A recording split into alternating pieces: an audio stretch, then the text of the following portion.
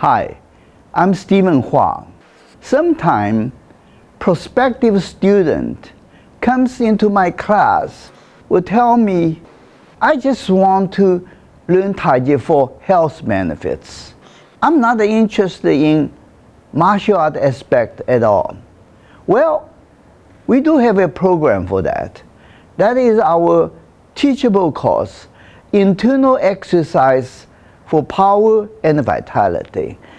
In that course, I concentrate on just teach students how to generate internal energy with some very simple movements, 7-8 simple movements, how to generate the internal energy with these movements.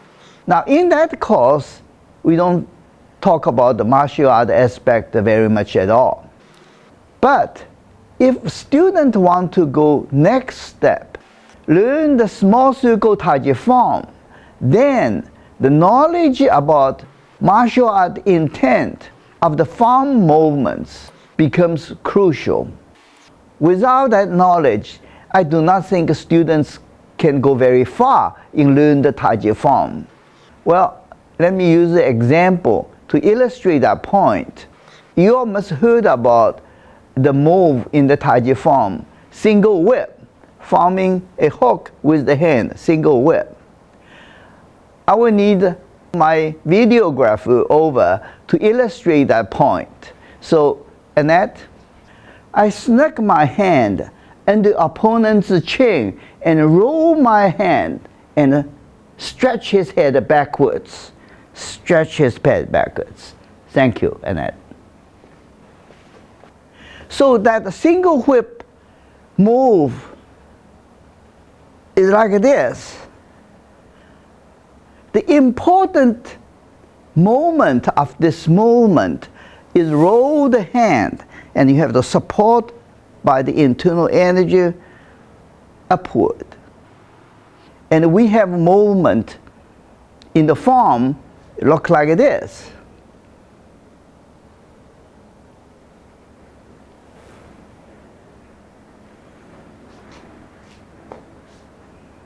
So you see, if you know the martial art intent of this move, when you play the form, learn the correct way of doing it much quicker.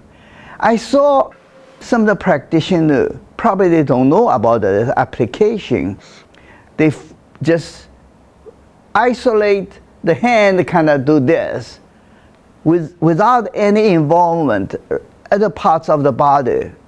Or some form the hook, then move like this, even like a punch something.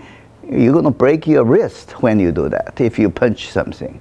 Or move the hook like this.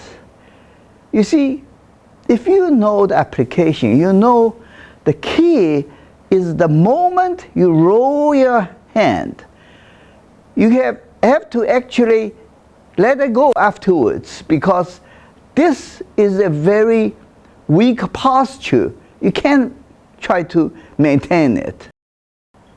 Now let's look another example, the brush knee move, walking forward, the brush knee move. When I started learning Tai Chi, I pay so much attention on the upper hand, the push, how to develop the internal energy in the push move, and can neglect the brush knee move there. Later, I realized that. So I corrected by visualizing the opponent there attacking me here. So the brush knee move is to blocking that move. Now I straighten my hand out with the martial art intent in the hand. The result is so much different. I feel intense sensation come down from the arm to the palm to the fingertip when I do this. When in the beginning, like I do this, there's no martial art intent here, I don't feel anything. It's wooden, no sensation at all. No sensation at all. It actually, what it is, You have the martial art intent coming down here, the chi follows the intent comes down here. So now you have the chi in the hand. This is actually not unusual.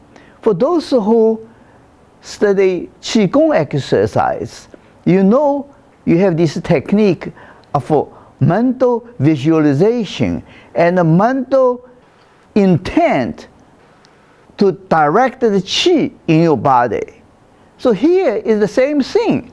Your martial art intent here direct the Qi comes to the hand and the finger. While here, there's no martial art intent, Qi doesn't come.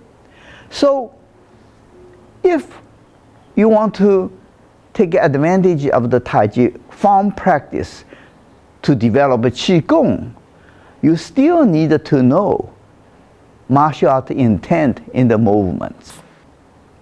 Early on, I mentioned about the beginner's course, internal exercise for power and vitality.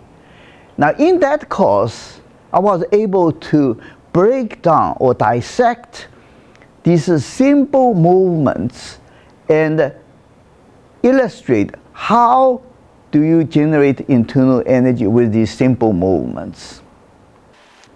And there's no martial art intent involved in these movements.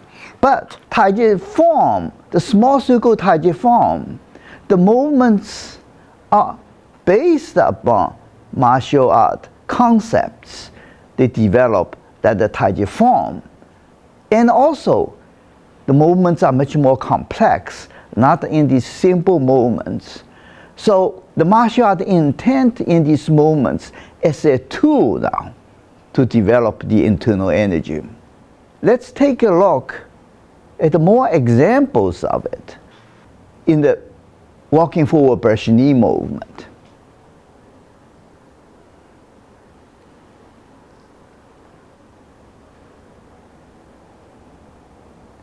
So you have this raise the hand. Now, if you're just thinking about, I'm raising my hand, you probably just use the shoulder muscle for raise the hand. But if I'm visualizing there's an opponent coming at me here, I want to block the attack, blocking very easily. You can gradually develop the internal energy with that move, blocking. Also, this dropping the hand, getting ready for the brush knee move, this dropping hand, if you're just thinking about, I'm dropping the hand, you probably just drop without any internal involvement. But again, if I'm visualizing the opponent is attacking me here, so I want to block that, block it.